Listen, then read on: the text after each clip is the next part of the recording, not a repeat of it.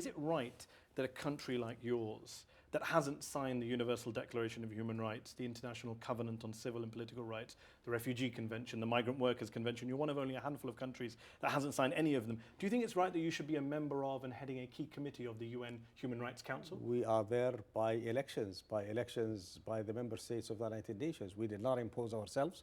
We did not parachute from the sky. We did not use anything that... You didn't want to be on the UN Human Rights Council? No. We wanted to be, but we were elected. We have to submit ourselves to the will of But you wanted the to be, but membership. you don't sign any of the key documents in the world of human rights. That's how we submitted ourselves in the elections, and we won the elections in spite of the fact that, in spite of that situation.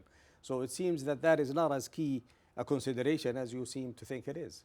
Well, I'm not judging what the elections are. I'm just wondering what your perception is of a country that hasn't signed these documents. We have submitted ourselves for elections. Everybody knew what we signed and did not sign, and based on that, we were elected. And when you look at the human rights situation in Saudi Arabia, for example, there are some would say some bizarre rulings. Why is advocating atheism in Saudi Arabia now considered to be a terrorist offence? How do you explain that? Well, because it is, in Saudi Arabia, we are a unique country. We are the birthplace of Islam. We are the country that hosts the two holiest sites for Muslims in Mecca and Medina.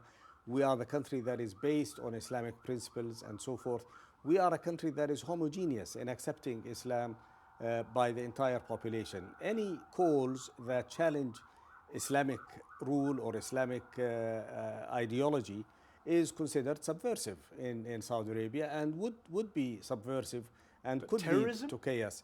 Well, somebody who says, I don't believe in God and others shouldn't believe in God is the equivalent of Osama bin Laden? Well, somebody who says that and calls for it publicly is subversive and could possibly be a terrorist, yes. But merely by disbelieving in God, he could be a terrorist? Well, if he was disbelieving in God... He's not a violent person. He's exercising his freedom of conscience. If he was disbelieving in God and keeping that to himself and conducting himself, nobody would do anything or say anything about him. If he is going out in the public and saying, I don't believe in God, that's subversive. He's inviting others even to if that was retaliate subversive, and a lot of people would not agree with that statement, how is that terrorism? Aren't you just emptying that word of all meaning when you say an atheist is a terrorist? Well, in terms of subversion, disturbing public peace, disturbing the security of the country, all of that, he is inviting, he is provoking others to react in a way that would also be violent and unacceptable. One last question. Are you okay with the fact that your country is still the only country on earth where women aren't allowed to drive? It doesn't matter whether I'm okay with it or not. I think women should be allowed to drive.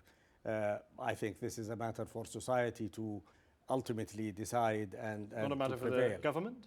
It is a matter for the government, but we have a government that responds to societal concerns and pressures and views. So we are not an arbitrary dictatorship where the government decides whatever it wants. So Saudi society doesn't want women to drive, is what you're saying? Well, I'm saying that this is a matter for Saudi society to emerge into. I think that Saudi society is ready for women to drive. I think women should be allowed to drive, but that's my personal opinion. And I think that that is going to happen someday soon, I hope.